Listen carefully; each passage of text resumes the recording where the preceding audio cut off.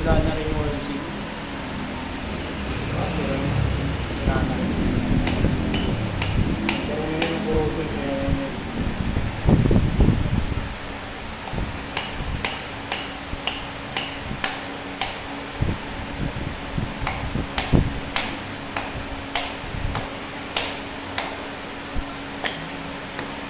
ano?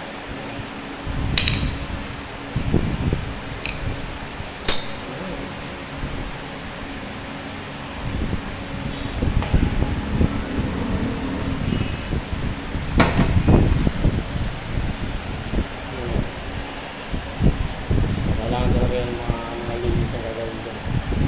Deep cleaning. Papalitan na. Pabalitan